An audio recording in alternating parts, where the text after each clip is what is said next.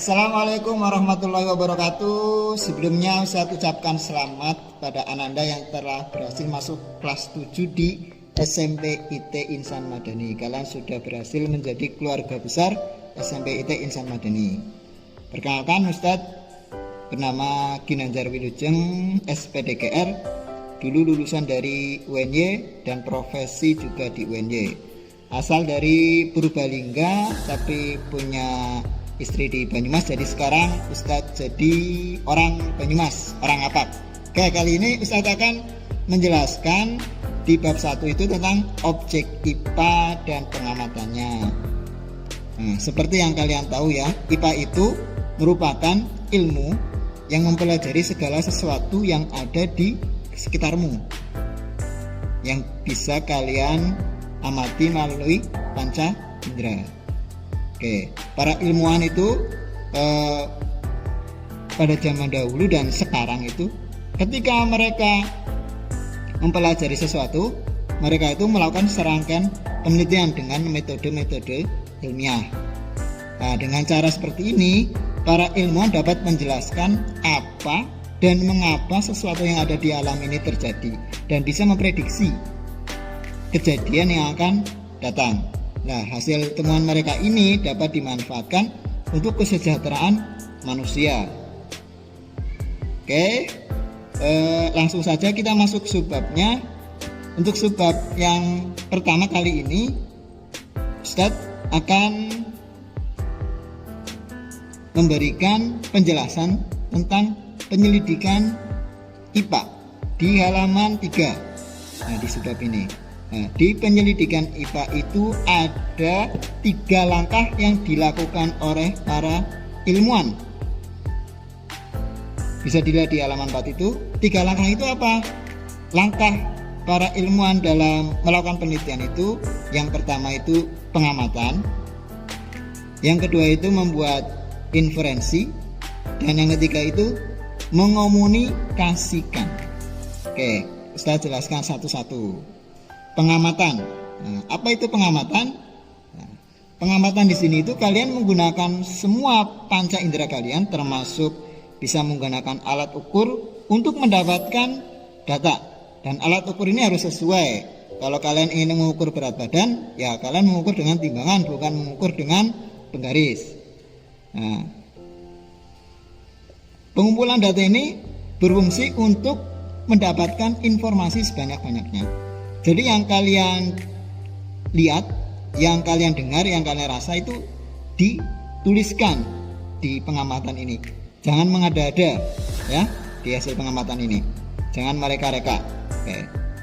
Untuk yang inferensi, nah, di sini itu inferensi itu merumuskan penjelasan berdasarkan pengamatan. Jadi tadi kan sudah melakukan pengamatan, kalau itu menjelaskan antara data 1 dengan data 2 itu ada hubungannya atau tidak. Nah, ketika ada hubungannya, kalian buat polanya. Nah, ini sebenarnya polanya seperti apa sih? Nah, jika polanya terhubung, berarti data kalian itu baik. Tapi kalau jika polanya tidak terhubung, bukan berarti data kalian itu jelek. Nah, makanya itu para ilmuwan itu dalam melakukan penelitian itu bukan cuma 1 kali, itu sampai 2, 3 dan seterusnya. Terus yang terakhir itu mengomunikasikan. Nah, mengomunikasikan hasil penyelidikan ilmiah itu penting supaya bisa dilihat oleh ilmuwan yang lain. Apakah benar penelitian kamu itu kredibel atau dapat dipercaya? Jika penelitian kamu dapat dibuktikan ke ilmuwan lain dan ilmuwan lain itu menerimanya, maka penelitian kamu akan diakui dan penelitian yang sebelumnya akan dilengsarkan atau tereliminasi dengan hasil penelitian yang terbaru.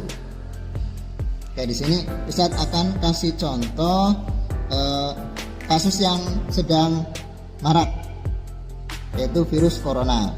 Oke, para ilmuwan pasti mengamati. Pertama mengamati, biarpun virus itu kecil, para ilmuwan itu mengamati bahwa virus corona itu dia menyebarkan infeksinya melalui inang atau melalui sentuhan yang orang itu positif terkena corona. Makanya kan di aturan pemerintah itu untuk menjaga jarak dan sering cuci tangan, karena virus corona itu menurut penelitian kan, pengamatan para ilmuwan itu bisa bertahan di luar inang itu sekitar 8 jam. Bisa bertahan misalnya di pintu, bisa bertahan di meja dan seterusnya. Itu mulai pengamatan. Nah, dari situ para ilmuwan kan akhirnya mengamati gejala-gejala virus corona ketika menyerang orang yang terinfeksi. Misalnya tidak bisa mencium atau tidak bisa merasa, punggung merasa pegal, badan menjadi panas, terus terasa lemas, nafsu makan kurang. Dengan data-data itu, sebelum vaksin ditemukan, para ilmuwan dan dokter itu menggunakan obat-obat yang mirip dengan gejala-gejala itu. Misalnya panas berarti menggunakan obat paracetamol. Nah, dan misalnya nggak bisa mencium, menggunakan obat yang sesuai. Nah, itu data-data dikumpulkan. Nah, kemudian setelah data terkumpul, pasti para ilmuwan akan melakukan inferensi. Inferensi ini bisa berasal dari data-data tadi, atau inferensi ini juga mencari sumber informasi dari yang lainnya. Sebenarnya virus corona itu turunan dari virus apa, atau yaitu sifat-sifatnya apa. Setelah melalui pengamatan itu, ternyata virus corona itu merupakan salah satu virus flu, karena gejalanya itu mirip flu. Radang di sini, kerasa kering, dan kadang juga batuk-batuk. Setelah menemukan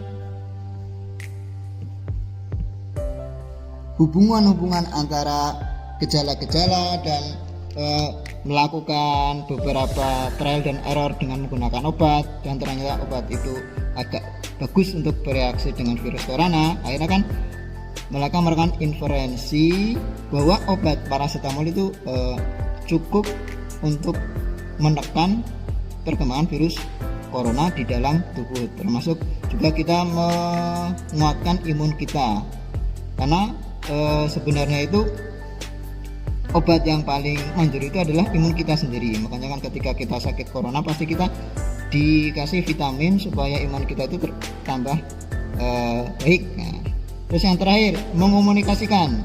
Nah, dari tadi itu yang dicoba dengan paracetamol ternyata panasnya turun, akhirnya para dokter dan ilmuwan mengomunikasikan ke rumah sakit atau ke pemerintah jika ada orang yang terinfeksi virus corona, itu kendala dia itu ciri-cirinya panas, baiknya dikasih paracetamol. Jika seperti ini dikasih ini, jika seperti ini dikasih ini. Nah, terus berkembang. Seandainya tidak dikomunikasikan, orang yang sakit corona akan dibiarkan begitu saja kalau tidak ditangani dengan baik. Akibatnya bisa menyerang alveolus paru-paru. Ini yang menyebabkan fatalnya virus corona, karena ketika orang sudah terserang alveolus oleh virus corona, dia itu tidak bisa mengambil oksigen biarpun dia itu dibantu dengan tabung oksigen, karena alatnya udah rusak. Jadi 3 itu ya, dalam proses melakukan penyelidikan ilmiah ada pengamatan, ada membuat inferensi, ada mengomunikasikan. Kemudian di sini Ustadz akan memberikan beberapa manfaat dari kita mempelajari IPA. Ada 4 manfaat yang dapat kita dapatkan dari mempelajari IPA. Pertama, kita dapat memahami berbagai hal di sekitar kita. Misalnya, mengapa matahari bisa bersinar? Pasti jawabannya karena matahari itu bisa bersinar karena ada reaksi fusi atau reaksi penggabungan antara inti atom hidrogen menjadi inti atom helium. Kegunaan kedua kita mempelajari IPA itu bisa meningkatkan kualitas hidup. Misalnya kita tahu bahwa virus corona itu cara penularannya seperti itu. Berarti kita untuk menjaga agar kita tidak terkena virus corona, berarti kita harus melakukan jaga jarak, terus memakai masker dan sering mencuci tangan. Terus kegunaan yang ketiga kita mempelajari IPA bisa menyelesaikan masalah. Jadi misalnya kalian melihat air di sekitar kalian kotor atau keruh, atau kalian lagi berpergian dan tidak mendapatkan air bersih, tapi kalian tahu cara menjernihkan air, nah dari situ kalian bisa mendapatkan menyelesaikan masalah karena sudah punya ilmunya. Oke, yang terakhir itu dengan mempelajari IPA kalian bisa dilatih untuk berpikir logis dan sistematik. Oke, itu ada 4 manfaat yang bisa kita ambil dari kita mempelajari IPA. Nah, untuk selanjutnya itu di IPA, di objek IPA yang kita pelajari itu bukan hanya yang terlihat di mata. Ada beberapa objek IPA yang tidak bisa kita terlihat dengan mata telanjang. Misalnya kayak tadi itu kan virus corona. Nah, yang lebih kecil lagi virus itu ada yang namanya atom, dan yang lebih besar lagi itu ada yang namanya alam semesta. Itu bisa dilihat di halaman 5. Objek IPA itu dari hal yang paling kecil sampai hal yang paling besar di alam semesta ini. Oke. Terus di halaman 6, ilmu IPA itu ada dibagi menjadi beberapa bagian atau beberapa bidang supaya lebih spesifik lagi. Itu ada 4 di sini kasih contoh. Yang satu itu fisika. Nah, apa ilmu fisika? Ilmu fisika ini mempelajari tentang aspek mendasar alam. Misalnya materi, energi, gaya, gerak, panas, cahaya, dan sebagai gejala alam fisik lainnya. Jadi gejala-gejala fisik yang kita temui di alam bisa dipelajari di fisika. Sementara kalau ilmu kimia itu menyelidiki tentang penyusun dan perubahan zat. Nah, misalnya antara batu dan kayu, kenapa mereka berbeda?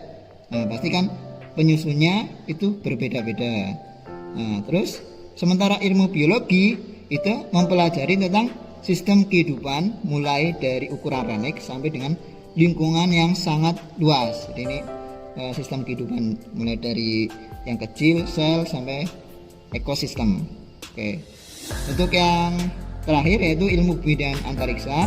Nah, ilmu ini itu mempelajari asal muasal dari bumi dan alam semesta yang ada di alam ini. Nah, jadi alam semesta yang kalian lihat di dunia ini itu ada permulaannya dan ada akhirnya. Nanti kalian bisa berdalam di SMA dan perkuliahan. Nah, untuk tugas hari ini kalian bisa lihat di halaman 3. Itu ada tugas proyek. Nah, itu ada 5 langkah. Itu bisa kalian baca. Di sini saya cuma jelaskan secara garis besar. Itu langkah yang pertama itu kalian potong kertas saring atau kertas tisu. Jadi kalian sediakan kertas, ditekuk atau dipotong. Nah, kemudian untuk ukurannya nggak harus di situ ya 4x13 ya, terserah kalian. Kemudian itu kalian gambar garis 2 cm di bawah, diukur dari bawah di garis dengan spidol atau pulpen. Kemudian di langkah 2 itu digambar garis spidol hitam 2 cm dari ujung kertas saring tersebut. Terus yang ketiga, ambil gelas diisi dengan air berwarna. Nah, airnya itu diisi 1 cm.